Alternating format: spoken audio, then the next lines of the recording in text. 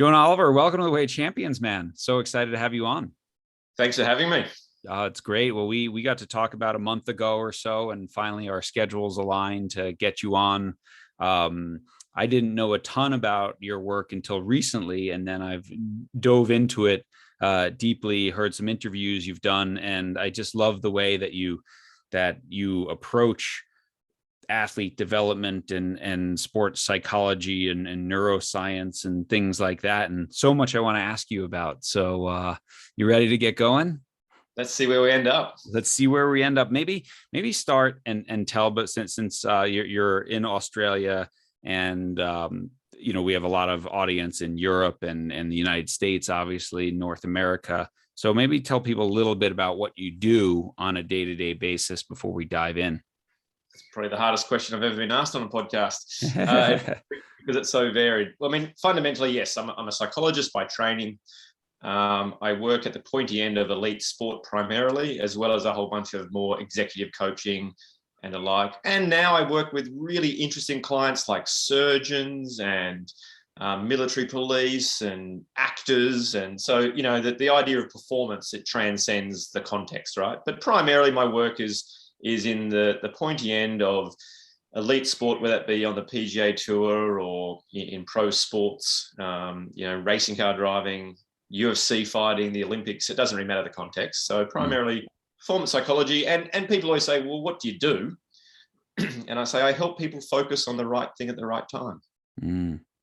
I can't make people run faster and jump higher. That's their born talent and nurtured talent, but I can help them focus on the right thing at the right time by using the science of psychology to learn how to fundamentally get out of your own way most of the time and just allow those motor patterns, those automatic motor patterns just to flow. Yeah. Oh, I love it. And that's what we're going to really unpack here, because I think there's a lot of mythology around how to do that. How to help people focus on the right thing at the right time. And we're told to do certain things a lot in popular culture that actually the science says that's probably the worst thing that you could do in that moment, right? 100%. And that's almost the gift I love giving to the world, is almost just helping people, myth bust that they're doing so much well-intentioned. But, they're reading books, they're listening to podcasts, they're listening to their coach, they're watching others on television, and they're trying so hard, but often actually making it worse. Yeah. Yeah. How hard is it to bust a myth when someone has ingrained that in their whole sort of identity? I mean, that sometimes must be your hardest thing, is just to convince them that what they know is actually not right and there's a better way. That's got to be one of the toughest things, correct? Especially with athletes already who've made an Olympics or competing for a master's title or something like that. Like they're like, but it's worked for me for 20 years. Yeah, sure. Interesting question. Well, firstly, I never try to convince anybody. Yeah. I said that and then I regretted my words. Correct. Yeah, I can see on your face, right? It's your career, it's their career. And we use a term in psychology called workability. And workability is that, in North America, you got that, well, I won't pass judgment, but you got the Dr. Phil, how's that working for you? But it's a great question. So, when I have athletes that are doing all this, Q words, relaxation, deep breathing, positive self-talk, positive affirmations, all this stuff that just sets you on fire. I just simply start with, how's that working for you? And it doesn't take long for them to say, well, I've been doing it more and more and harder and reading more books and doing more of this. And yep. And how's it working for you? Well, Jonah, I still get to these big occasions. And when pressure shows up, I seem to get caught up in it and I don't perform to my normal level. And I say, right. So would you be open and willing to explore something different? If it's really important to you and you desperately want to see a different outcome, would you be open to explore a different way of operating? And normally, when you just spend the time to show them that, it's just not working, if they keep just doing more of the same, just even louder, you end up with the same outcome, right? So I always start from a place of workability and help them connect to the futile nature, potentially, of what they're doing. Their job's not to know the solution. That's my job. but certainly allow them to come from a place of seeing that something different is required. Yeah. I love that approach. And again, my apologies for saying the word convince. But yeah, I mean, that is, I mean, how's that working for you is one of the best questions you can ask in any scenario, in any situation. And getting someone to unpack, it could be in their relationship, in their education, and whatever. How's that working? And would you be open to, exploring a different way, right? I mean, I don't know when you want to get into some of the actual nuanced psychology and science of that stuff, but we will talk a bit at some point around the challenges when they say, well, it helps me in the short term. Like when I do that little intervention, when I wear my lucky socks, when I do my deep breathing cue words, relaxation, when I play my positive affirmation tapes at bedtime, it helps me in this, and I say, yeah. A bit like a cigarette makes you feel good too, right? It gives you short-term relief, but kills you.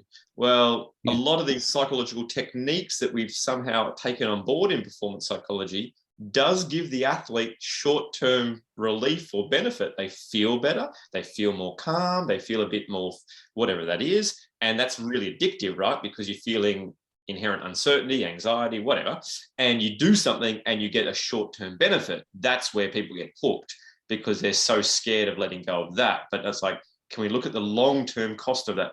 The long-term cost is I still haven't performed near my personal best in years in moments that matter.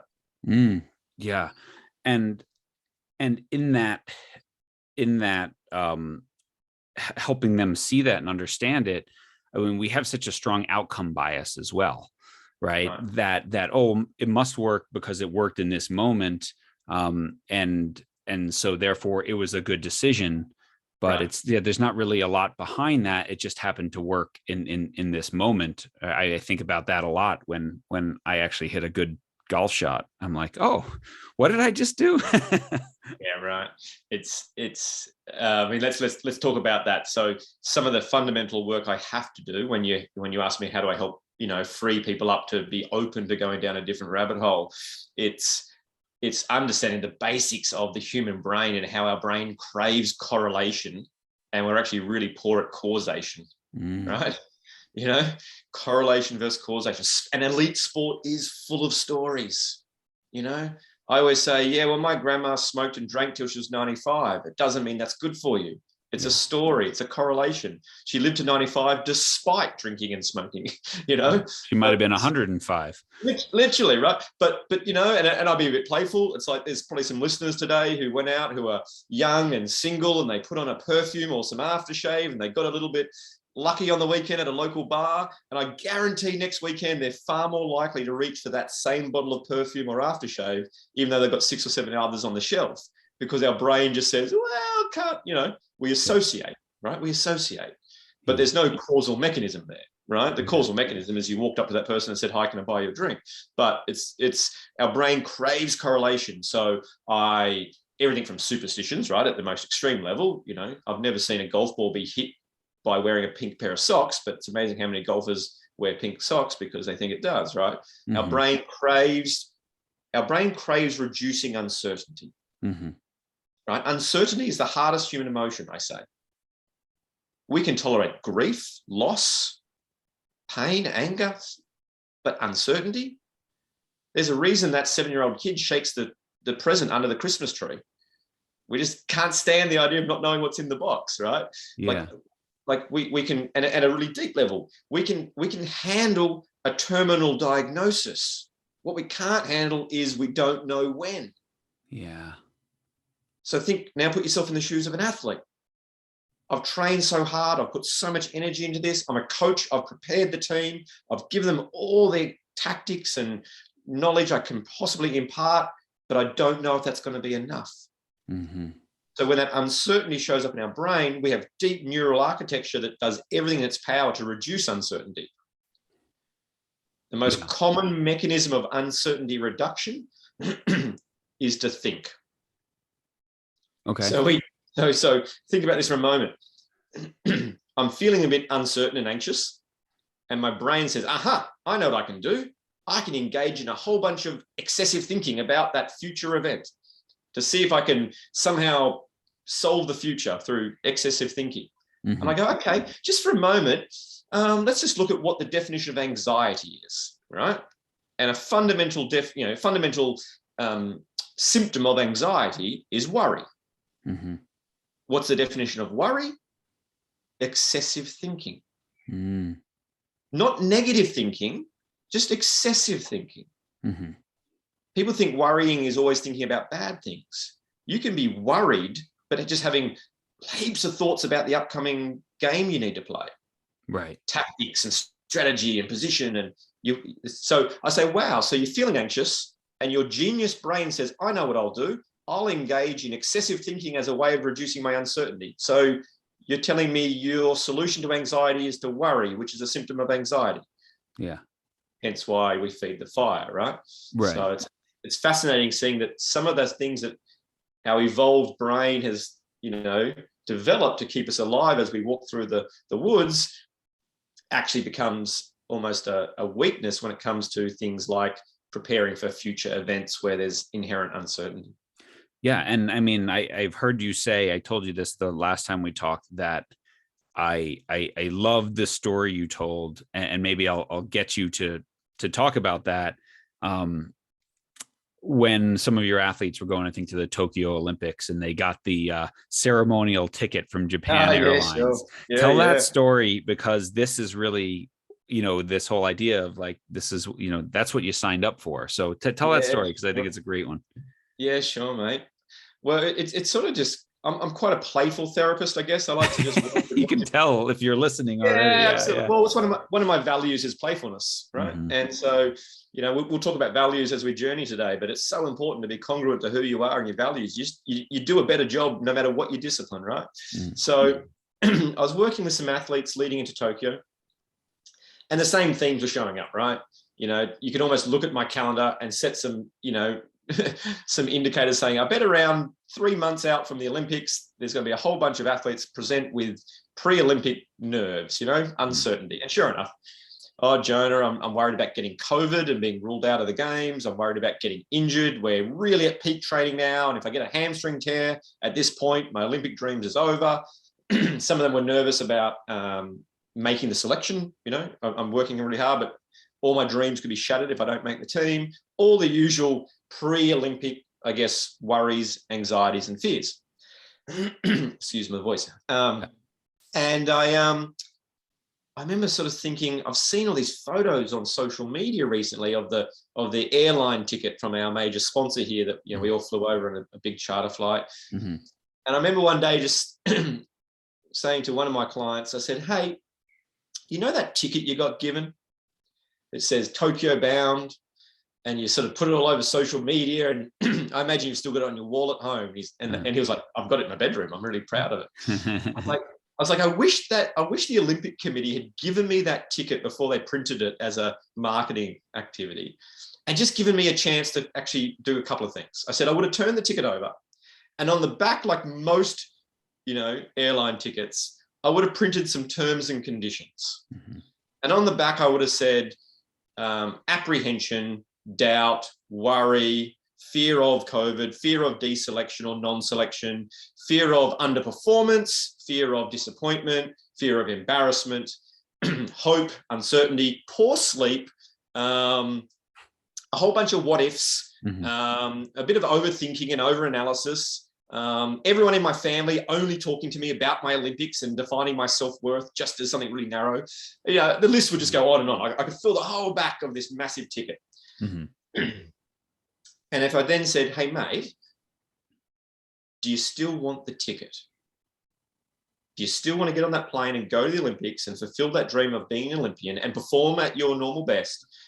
But those terms and conditions on the back are coming with you. That's and of course, to a point, every single athlete that I did that metaphor with said, oh, well, of course I would, Jonah, 100%, unquestionably. Mm-hmm. And I sort of said, well, how about stop showing up to my office and asking for me to help you get rid of those things, mm-hmm. rather view it as the price of entry. Mm-hmm. You want to be an Olympian? this one-off event that might only occur literally only once in your life, then you've got to be willing to accept the terms and conditions that come with that. Mm-hmm. There's a price of entry. If you want to do hard things, if you want to live a rich and rewarding life and take on really cool, lofty ambitions, then there's going to be a price of entry.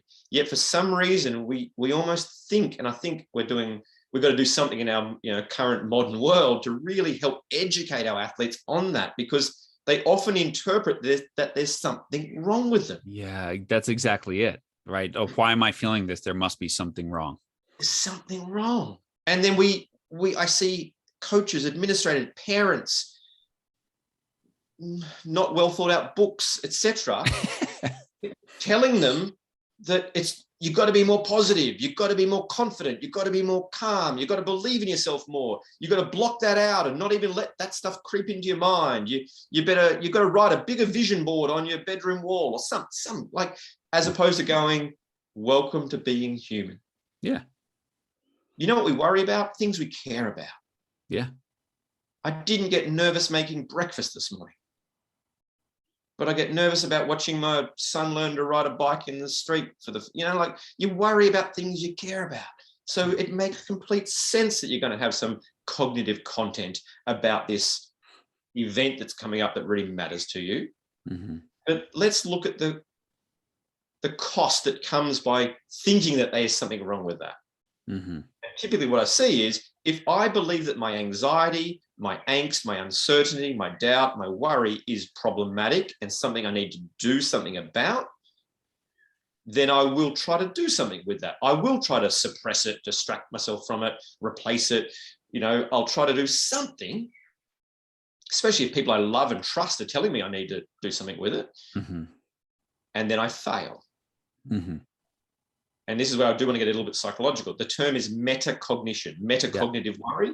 That's the thought of thought, or the judgment of thought, or that little voice in your head that knows you're feeling something or thinking something and passes judgment like, oh, that's no good, or you're too nervous, or you didn't sleep well last night, you're not feeling fresh. That little chatter, that little person that narrates in our head.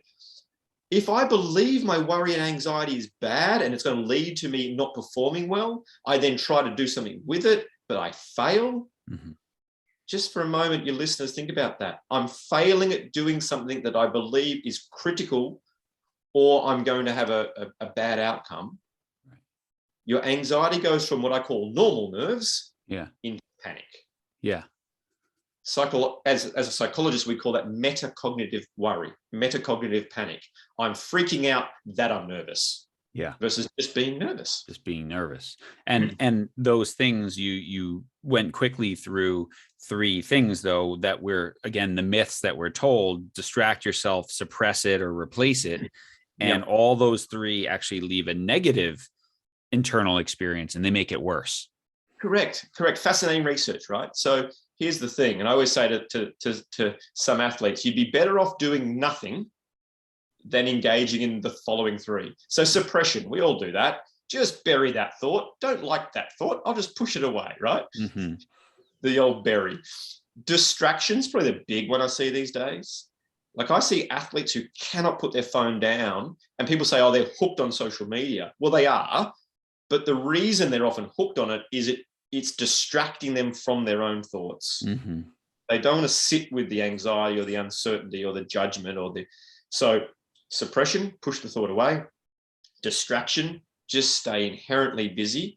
Please, if you're a coach out there, one of the biggest distractions is athletes overthinking about their race plan or their game plan or their tactics. Mm-hmm. So they think it's really helpful and adaptive, but all they're doing is just looping through, technical and tactical information as a way of just running away from their fear and doubt. And then replacement, right? A traditionally negative thought pops up and they go, it's okay, I got this, I'm a champion, some form of positive self-talk, right? The power of positive thinking, right? And it's like, wow, the science shows that if you engage in suppression, distraction, or replacement, you make the unwanted cognitive content worse. Not even does it not work, so it doesn't just leave it at the same level, it makes it worse. Mhm. It's like, if I said to you, don't think of a red balloon, but I'm going to use a mind reading device to see if you are, please use any technique you can think of so you don't, or I'm going to electrocute you.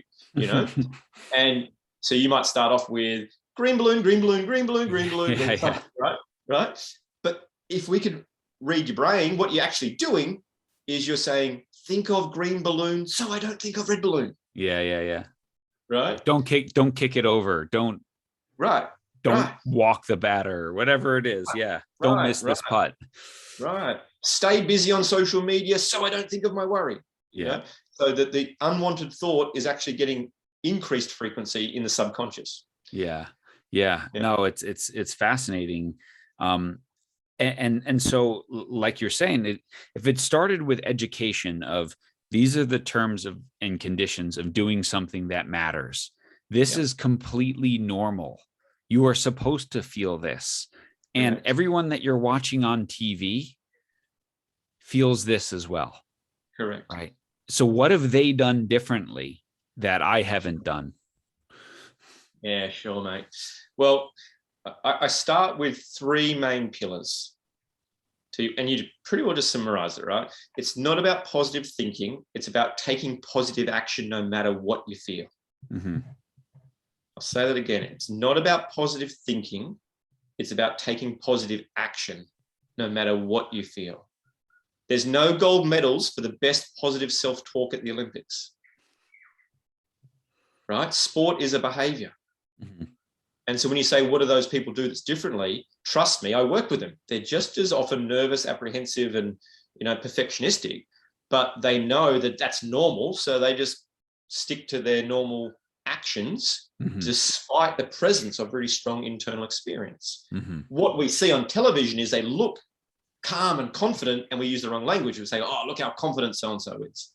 Whereas what we're really saying is competent. Yeah.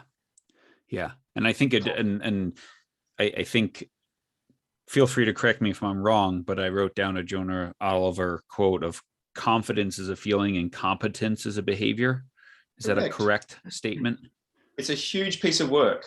Yeah. I literally just, what's the English definition of confidence versus competence? Even get into Latin on confide, like you can get right into it. And literally, this is one of the biggest errors we've made in professional sport or elite sport is we use the word confidence when we actually mean competence. Yeah. Hey, champ, you looked really confident out there. What? Can you read my mind? Yeah. You just saw me display a whole bunch of competent behaviors, right? Right. I can't sing. I am not competent at singing. Mm-hmm. Put 6 beers in me at a karaoke bar, and now I'm confident. And but I get still up there. Sounds bad. Yeah. It's still terrible. Yeah. But I see the opposite. I see highly competent athletes going, but Jonah, I don't feel confident. Yeah. And I say, right, but you can still sing. Yeah. So let's focus more on hitting that note rather than whether you feel like you can or not. So It's not about positive thinking. It's about taking positive action. Mm-hmm. It's not about reducing pressure. Mm-hmm. It's about building capacity to embrace more. Mm-hmm. Again, it's not about reducing pressure. It's about building capacity to embrace more. I love that. Talk about that more, because this is, I think, what we miss is those athletes standing over that putt on the 18th green of Augusta have built the capacity to make a 3-footer under all that pressure. Correct. And I'll use actually a physical example. So in Australia, we've got world-class physiotherapists. Okay. And about 20 odd years ago, when they started treating, let's say, a calf strain, right? A classic calf strain in an athlete. It happens in virtually every sport I see. 20 to 25 years ago, it would have been rest, ice, don't play for 5 or 6 weeks until we can get you back on the field, and the athlete would return. And about 3 weeks later, that athlete would redo their injury. Right. And the doctors and physios and trainers would say, yeah, we just got it quite a little bit wrong. We returned them to the field of play a bit early, so we'll rest them now for 8 weeks. Right. And you'd go through this loop. And of course, this athlete would have a whole year of really poor, interrupted training and it'd be a really poorly managed injury. Somewhere along the line, some really good scientists studying physiotherapy and sports medicine said the reason that calf is getting torn is it isn't strong enough. Mm-hmm. So it's not about just reducing the load and resting them. The rehab program is very soon a whole bunch of gym work, and we actually need to get them stronger than they were previously so their body can tolerate the load that sport demands of them. Mm-hmm. It's a pretty obvious example. Everyone listening here is like, yeah, Jonah, we understand that idea of you've got to build load tolerance to create athletic, Right. Athletes. Well, psychology it infuriates me. It's like 20 years behind. Yeah. An athlete comes through a door and says, I didn't play well, Oh, you got too nervous. We need to reduce your stress. We need to make you worry less. We need to make you calmer. We need to make you more positive. We need to build your self-belief. So you need to do some deep breathing and relax and block out the bad and harness the good and go to a happy place. And what they don't realize is they're doing nothing to build that athlete's capacity for embracing the load, the psychological load that their sport demands. Mm-hmm. Mm-hmm. Think about the load you need to be able to thrive in if you're going to play in front of the Super Bowl crowd or at the Olympics or at Augusta. Mm-hmm. You've got to build capacity. So all of the psychological interventions that I use are about how do I grow your ability to embrace more pressure and stress and perfectionism and anger and all of that, the usual cocktail, but not lose your focus. Yeah. Before we go on to number 3, I'm thinking of a coach I just had a conversation with, and if this was a live audience, hand would just about go up and say, okay, here's my scenario. I'm in a team sport. When the game's on the line, my team freezes and no one wants to take the responsibility to take the winning shot, right? To say, give me the ball in this situation. What do I do? Yeah, how do I start building that capacity? How do I get them reps of capacity building so that in that situation, I have lots of people who say, give me the ball now? Yeah, sure. Cool question and really relevant question, and one that most people listening can relate to in some capacity, whether they're in team sport or individual sports, right? Yeah. How do I play the shot that matters right now? How do I have a player that wants the ball to actually, to shoot? Yeah.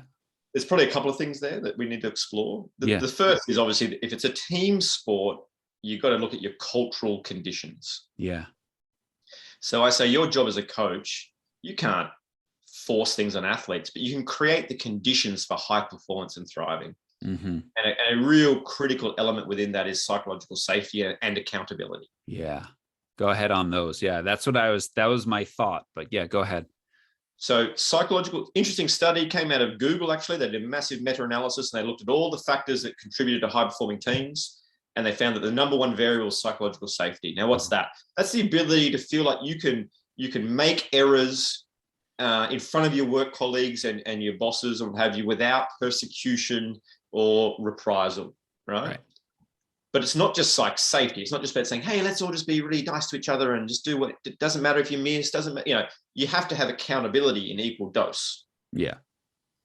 But if you get the sweet spot between the two, then it really is, if I'm a point guard or if I'm the girl who's got to shoot, then there's got to be the freedom to know that if I miss, my teammates and coaches know that I wasn't trying to miss. I was trying to help the team. So I'm not going to get persecuted for missing the shot. But the accountability is also there that says, why wouldn't you take the shot? Like, it should actually be the other way around. Like, I'll come down on you hard if you don't shoot. Yeah. That's your job. Yeah. Sport is hard. Misses happen. We can't guarantee the ball going in, but gee, if you don't shoot, then you're letting us down because your role is you're a shooter. So but remember also, there's a lot in this question. Accountability is celebration more than criticism. Ooh, okay. Go ahead on that. It's the most misunderstood word. Accountability is shaping the desired behavior. So if you just think about the basics, if you're trying to teach your child how to ride a bike and you're running along the side screaming at him with all this criticism, it's probably not going to go very well, right? A, he's not going to learn, and B, he's probably going to get off the bike and tell you to get stuffed. Yeah. But if you actually just look what you naturally do, good job, Jimmy, well done, keep going, mate, keep pedaling quicker, whatever. You're just naturally shaping the desired behavior by giving, reinforcers around the right actions. Mm-hmm. That's accountability. Mm-hmm.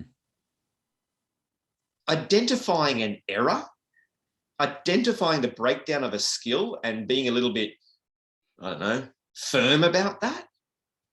Man, that's lazy. You know who can do that? The 12-year-old eating popcorn in the grandstand. Anybody can see the breakdown of a skill. Yeah, anyone can say, well, that was wrong. Yeah. That was wrong, right? If it's a consistent, pervasive error that you've been coaching and saying, let's not do it, then okay, there's time to use emotion. So I don't shy away from giving athletes a bit of a spark up at the right time for the right reason, but it's very much an intentional tool.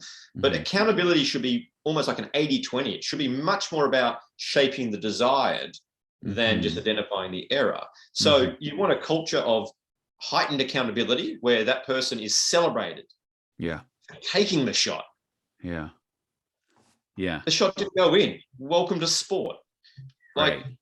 It's a waste of time even talking about it. But if I want that behavior to continue to occur, if I want that athlete to hit that shot again in the final or for the rest of their career, or I want a teammate to actually feel like they can then take a shot when they're open, then in that moment in the dressing room when I address that, we lost the game and the shot was missed, how I handle that will define the very future of those athletes and whether they're willing to take that shot moving forward.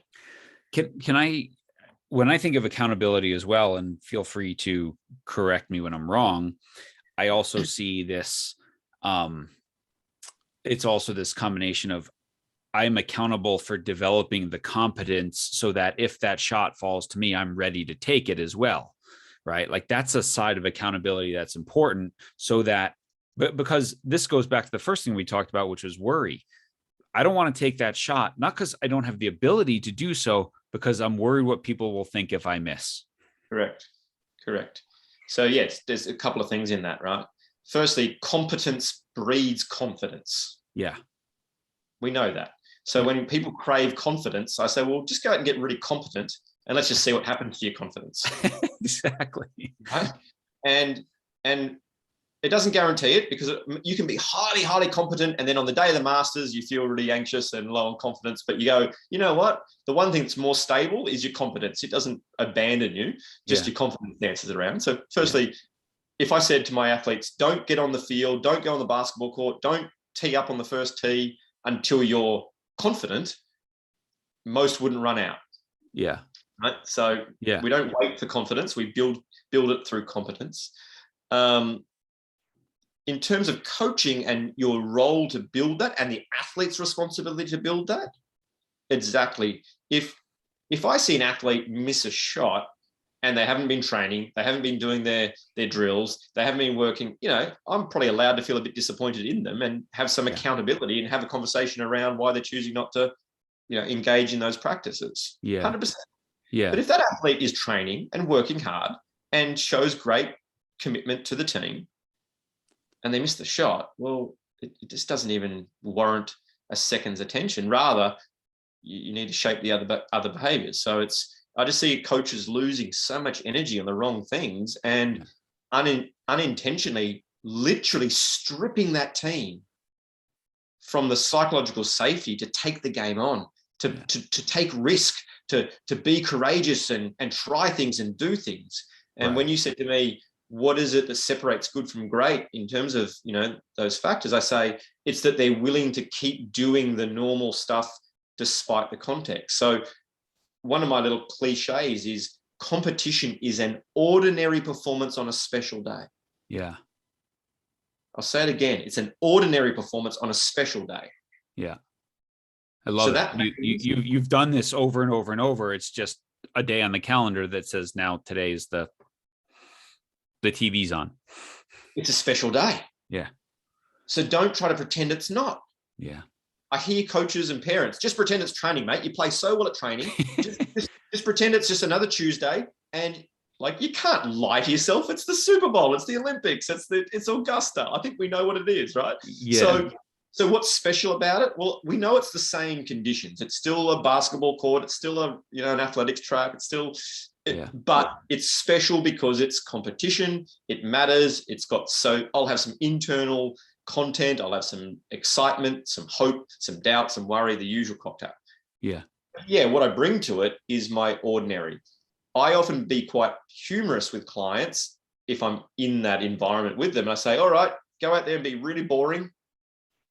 And they always smirk and laugh because they know what I mean. Yeah. But think about that for a moment. Imagine being at the Super Bowl and you say to the guys before they run out, just go out there and be really boring. Yeah. Yet what I see is, all right, guys, today's the day. You've got to lift. And I'm not trying to be critical of hyperbolic American rah-rah, but I see all this. You got to lift. Today's the day. You got to dig deep and find something deep within yourself. This is a day that if you don't find that thing, you'll live a life of regret, and all these usual pre-game rah-rahs. Mm-hmm. And I say, just for a moment, coach, can I have a chat to you? Mm-hmm. In the final 2 minutes or 3 minutes, while you're really trying to get those athletes to focus on the execution of their task, your final gift to them, and remember, they trust you more than anybody else when it comes to this game. Yeah. Your final gift for them is a message that says, I just want to tell you that what we've been doing all season to get us to the grand final isn't enough. Is insufficient. Yes. Is insufficient. You're not good enough. Please go and do something we've never done before. Yeah. It's amazing how many coaches that I work with who, they qualify for the postseason and then they show me their training plan and all this extra stuff. And I say, your message to your team is that we're not ready. Correct. That's what that is. You should actually cut back. We're so ready. We're only training twice this week. The best pre-game talk I've ever seen is a coach who walked in a big setting and just went, all right, lads, any questions? And he meant it. Like if you've got some uncertainty about a certain play or a certain tactic, any questions? All right. And walked out.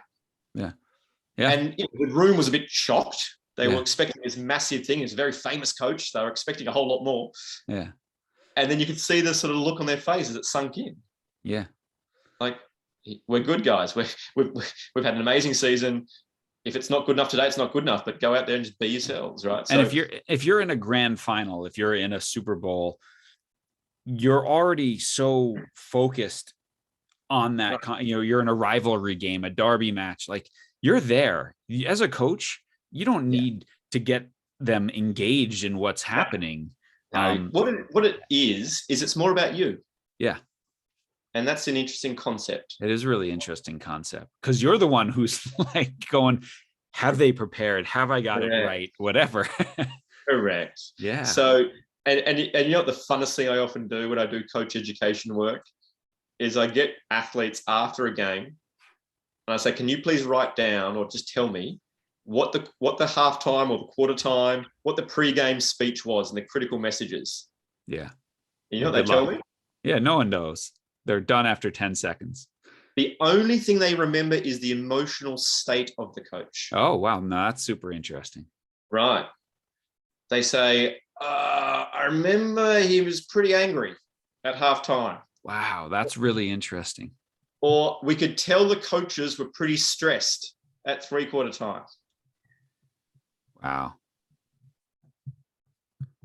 I love that. I'm just writing that down. And it made me think of, I don't know if you know who Jill Ellis is. She was the women's national team soccer coach here in the US, won the last 2 World Cups. Yeah. And she is the stoic on the sideline. And she just, there's no emotion, nothing. And now in professional sport, whenever something goes crazy, it always pans to the coach. Right. And it's the same that they just scored or we just gave one up. She's just there. And I heard her talk about it. And she just said, ever since I was a kid, like this, what you just said, I think that's what stuck in her head, that I'm looking for the emotional state of the coach. And if something has gone wrong, I need calm, not panic. Right. And so I see the coach calm and go, okay, I can be calm if she's calm. And so she just said, ever since she's been a coach, she just has said, I just want to be that if someone looks at the sideline, all they see is composure and calm, because that's what they need to be right now. Right. He's amazing at it. Incredible. I've seen it. It's impressive. Yeah. How often in football do you concede a goal? How often in football are you behind with, a few minutes to go? Like, if you can't navigate the normality of your sport and help your athletes with a solution, that's all they want from you. Is they want some guidance, some composure, and maybe a solution that they can't see themselves. Yeah. But yeah, often in coaches, we make it a bit about ourselves, right? We're nervous before the game, so we need to do this big rah-rah speech to make ourselves feel like we've done something. Yeah, exactly. That is such a fascinating point, and I never thought about that before. And I'm going to worry about that now. Thank you. No. But yeah, go ahead. Sorry. There's a third one I know we're dancing around, but jump. I was going to just come back to that. So the 3 pillars, yeah, it's not about positive thinking. It's about taking positive action no matter what you feel. Mm-hmm. It's not about reducing pressure. It's about building capacity to embrace more. Mm-hmm. And the third one is not about motivation. It's about connecting to what matters. Yeah. So let's dive into that right there. Love that. So it's not about motivation. It's about connecting to what matters. Okay. We often feel we need to motivate, right? We need to, and occasionally you do. Like I love the metaphor of a fire when you're camping. I think as a coach, sometimes you got to, put a bit of kindling on and maybe a little, strike a match here and there and blow a little bit of air into it. But if I go and get a can of petrol or gasoline and tip it on the fire, yes, I get this big gush of flame, but then I've burnt all the wood out, right? Yeah. That metaphor is like intrinsic versus extrinsic motivation. Mm-hmm. For children, when we have the overbearing parent, the hypercritical, accountable sort of thing, coach, you get early career development. You'll get early skill acquisition because fear motivates. Mm-hmm. So you'll get these prodigious young talents, so-called, that have trained out of fear, and they'll train harder and longer, and they'll develop some skill. Mm-hmm. But the moment you either stop pouring gasoline on, or literally the fire burns out, that's when we get that teenage kid who drops out, or the 20-year-old who's actually on the world stage, who's you think's just about to take on the world, and they have mental health issues. It's about, you don't realize that it's so hard to realize our job is to help maybe put a little bit of kindling on here or there, but fundamentally we want that fire to burn on its own merit and, grow from there. And you know what? Some fires will go out. Mm-hmm. That's okay though, but it would have gone out anyway. Yeah. But, so you got to watch that. The short-term benefit of extrinsic motivation is you will get what looks like a driven, motivated, dedicated athlete, but they're actually doing it in the service of parental approval and love. Right. There's no ownership of that motivation. Yeah. Right. And, it's where you then don't get, and then of course you put them into a position where there's pressure showing up. And if my orientation is approval seeking of others, then my brain will just orientate to the threat of that happening. So hence why I get so distracted by the occasion and the outcome and my own anxiety, because now it's like all that's on the line, all that's on the line right now in this grand final is an opportunity to fail. Mm-hmm. It's not a vehicle for me to just be myself and pursue something I'm deeply passionate about, and just, it's just a threat, because all I can do is let others down. So that's why when you've applied too much extrinsic motivation, it directly relates to, overwhelming performance distraction through anxiety and other things, because the person just gets too hooked up in it being a threat. Yeah. So, and I just want to say it's important for the coaches who are listening that to really cling to this, that, right, it doesn't mean that you don't see performance in the short term. And I see this a lot with youth athletes who are under so much pressure from their parents that they don't want to let dad down or mom down, or they've invested so much or whatever. But right there that they're performing out of fear of letting them down instead of love of, why do I do this? And and I've been around long enough that I know that it's never going to last. Right. But don't exactly. It won't last. And that's the thing. It's about lasting. Yeah. It may last their career. Right. And you know what those athletes talk about when their career? They have a trophy cabinet full of life. Yeah. And I mean that. Like I've got I've got clients who've got world records and gold medals and all the usual, and they are empty, depressed, Yeah. feeling meaningless. Yeah. Because all of it was in the pursuit of the wrong thing. Like Andre Agassi's book, like it starts first 3 words, I hate tennis, right? Correct. Yeah. Correct. So they might even last through the career, but they're not very healthy.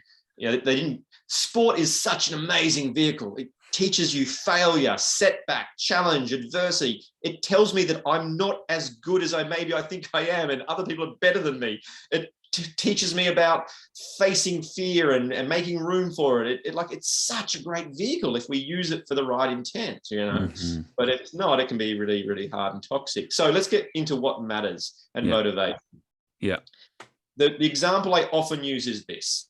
If I'm playing in the street with my kids some basketball, when we got a basketball hoop in the street like most families do in suburbia, and the ball rolls onto the street and a car comes, I literally grab my kids and just let the car hit the ball and say sorry to the car owner and get on with our day playing basketball. If one of my kids runs onto the road, though, trying to get that ball, I don't even really stop and care about how hard, painful, dangerous that car is to me. Mm-hmm. I just go, right? I am willing to have my ribs broken. I'm willing to die. Yeah. Because my kid is so important to me. Yeah. So it's not how hard and painful and challenging and scary things are in life. Yeah. It's not how hard things are. It's how important things are. Yeah.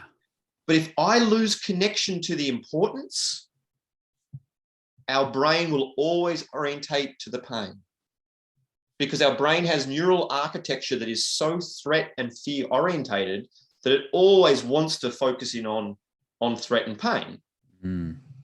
So it's not about that. It's about connecting to what matters. And if I can connect to something that's so deeply and intrinsically important to me, I've got clients who've lost the tips of their nose climbing Mount Everest and, you know, done things that might not be in my wheelhouse. Like I might say, you know what, I'm going to climb down. But for them, it's so important that they're willing just to feel immense pain. I've got rowers who've broken world records, and like the pain they take them into is just incredible, right? Yeah. But we don't try to block out the pain. We don't try to distract them. Like we just connect them to why they're doing it and what's it about and how important it is to them.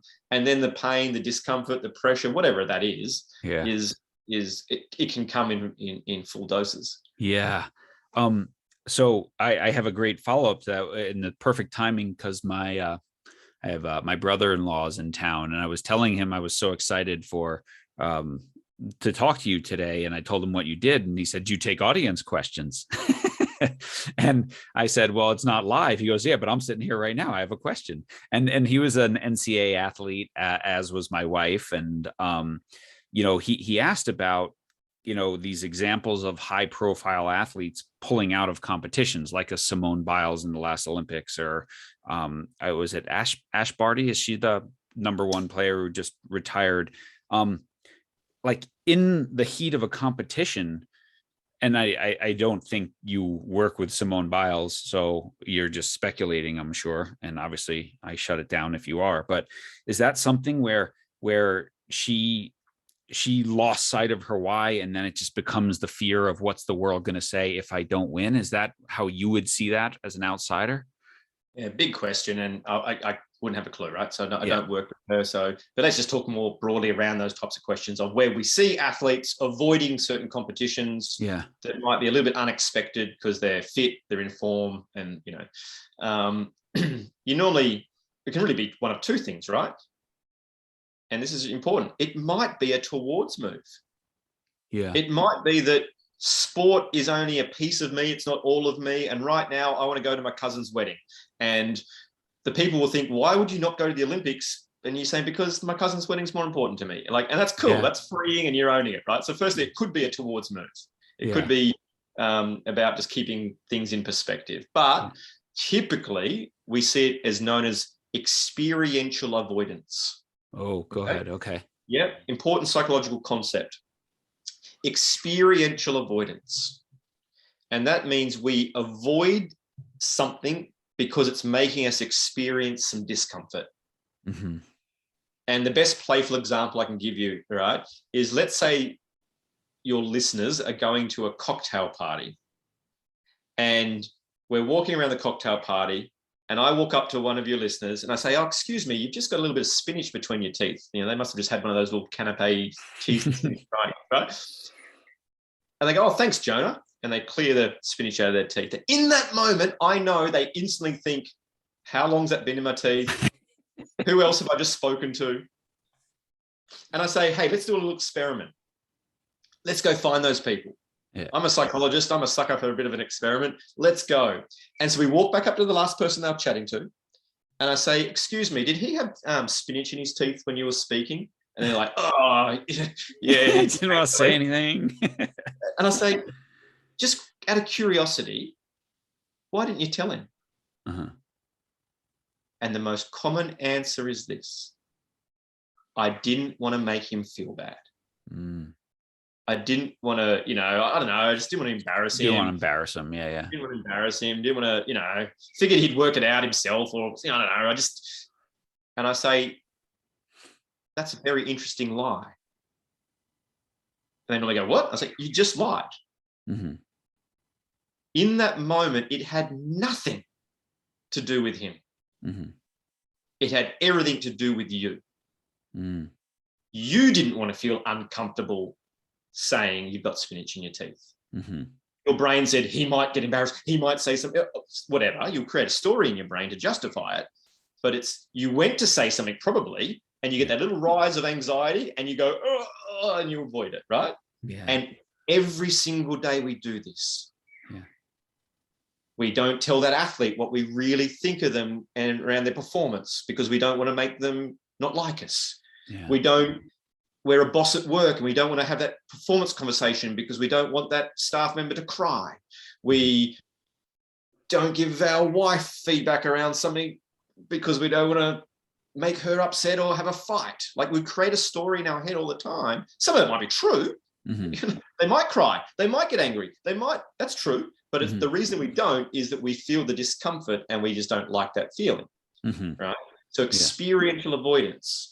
So when I'm an athlete and I've got the Olympics coming up, or I've got a tennis tournament, my brain's getting hooked in I don't think I'm going to live up to my standards. Mm-hmm.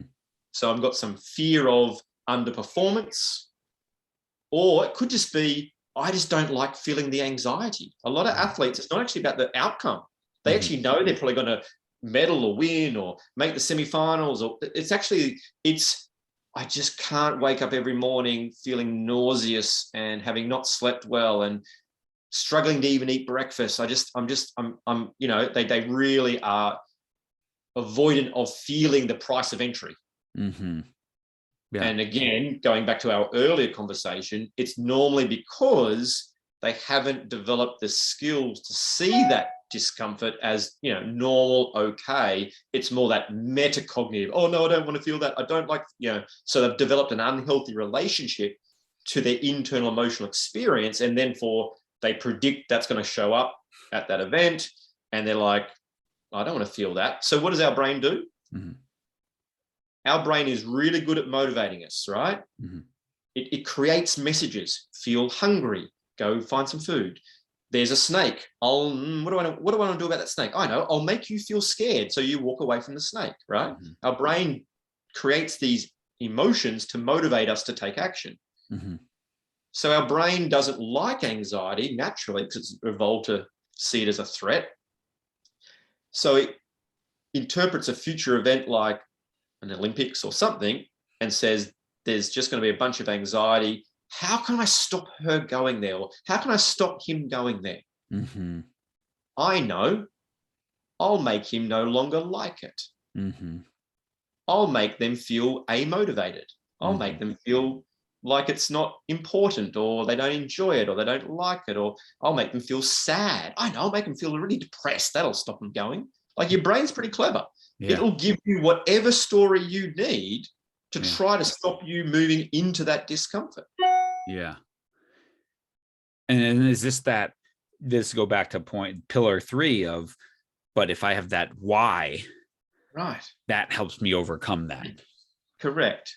If I can learn that, what is that sporting moment a vehicle for? Yes, we go after outcomes absolutely vigorously. I love helping people achieve outcomes, but it's really that, why do I want to take that on?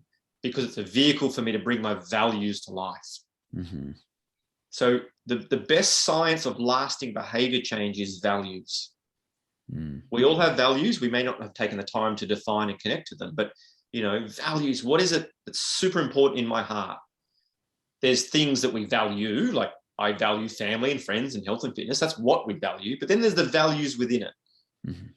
And so it might be challenge, adversity, mastery, curiosity, playfulness, adventure. I don't know, whatever your values are. Mm-hmm. And what you realize is you just happen to be physically competent in this discipline. If you weren't any good at running, you'd do origami. Like we always gravitate to things we're good at. So, but what do you love about the Masters? Well, there's the best golfers in the world there. There's no tournament better. There's no tournament where it's the most amazing golf course with really hard greens, with the best talent in the world. So it's the Mount Everest. So this is an opportunity for me just to lean into that discomfort and just see how I can bring my values of challenge and mastery and curiosity and perseverance to life. Mm-hmm. Because it's not playing pennants with my mates at the local club, because I can do that easily and win. Mm-hmm. I want to do something that's really hard, because enjoyment, not fun, enjoyment is where we have the intersection of challenge and competence. Mm. You get bored doing easy things and you get frustrated and give up on things that are too hard. Mm-hmm. We want to do things that are right in that sweet spot that kicks our ass a lot of the time, but when we can, achieve it, we feel really, really, alive. And I think sometimes if we can view and remind ourselves and reconnect to that this is a vehicle for me, not for other people. This is a vehicle for me to really dial up my values and be vulnerable and be willing to explore them. And it's an opportunity for me just to learn about myself through values expression. Then all of a sudden it's less around how I'm feeling, how I'm thinking, and the external sort of noise. Yeah. Whew. Every time you say something, it gives me 10 more questions, and yet we're out of time, and I want to be respectful of your upcoming travel here and things like that. So we covered so much ground here. I have a sheet full of notes. I have no other place to actually write anything brilliant down. But so much that I took away from this. And any parting words for our audience of, again, mostly coaches here and parents, of what's the biggest thing that they can do for the athletes that they're involved with, whether they're related or not? It would be to normalize the human experience. Mm. Children particularly look at their mums and dads and they misinterpret. They see mum or dad coming home from work and they think, well, they never feel stressed or worried or sad, and they therefore think something's wrong with them. Yeah. So when you're driving your kid to sport and you say, "Hey, you're feeling, champ," and they tell you the truth and they say, "Look, I'm just feeling a bit scared, actually, a bit, or whatever." There's your moment. Instead of saying, "Oh, don't worry about that. You're good. You believe in yourself." Firstly, just say, "Yeah, that makes sense. Yeah, I get really nervous too when I do things that, matter. Oh, wow, I had to present to my boss this week and I was so nervous before I went in. And you know what? I stuffed it up a bit and I felt so crappy afterwards. I was really annoyed and angry and a bit disappointed in myself, and I didn't sleep well that night. I really lay in bed and thought about it," or whatever. I mean, my example is a bit silly, but there's these moments all the time to help children understand the normality of human cognition and brain function and the fact that we all experience the rich tapestry of being human. And if we can help them just see that as just being human, it then frees up their prefrontal frontal cortex to focus on, executing motor patterns rather than spending all their time in their head. My job as a psychologist is to help athletes get out of their head and just execute. Yeah. How do we do that? Acceptance, normalization of the human brain, but also just clarity on why you're doing what you're doing. And I mean, what a huge thing you just said, because I wonder, right, since most athletes, right, are just their professional experience is a continuation of a childhood experience. And if for years and years, this anxiety, stress, worry that they felt has never been normalized, well, of course they come to you at that point, not realizing that, oh, this is fine. And I wonder, it's interesting how many of them who had that, if they could recall, had parents like, oh yeah, of course you feel that. I wonder if that's, I mean, the correlation of, and there's obviously a genetic component why professional athletes, kids do well, right? Yep. But I wonder if that's part of it too, that they're able to give them that strategic approach to it. Like, of course you're nervous. When I was in the Super Bowl, I was nervous too. Literally that, mate. Literally, yeah. that storytelling to normalize just frees up so much of people's wasted energy trying to control their internal psychological state versus realizing that it's the price of entry. It's okay. All I need to do is make room for it, embrace it, bring myself back into the present so I can actually focus on the task at hand and get after it, you know? Brilliant. Jonah, how can people connect with you? Is there a website? I don't know how active you are on social media. If you are, where's the best place for people to follow your work? Yeah, sure, mate. Look, JonahOliver.com is my website. I am openly terrible at all marketing, promotion, and social media. I don't, and to be fair, most of my clients are very high profile, and I don't, promote the work I do. So I sort of work in the shadows. But yeah, I've got a bad website, and I'm out there in the world. But people can find me on if you Google my name, Jonah Oliver. Yeah, awesome. I was looking at your website and I'm like, oh, he hasn't updated this in a while.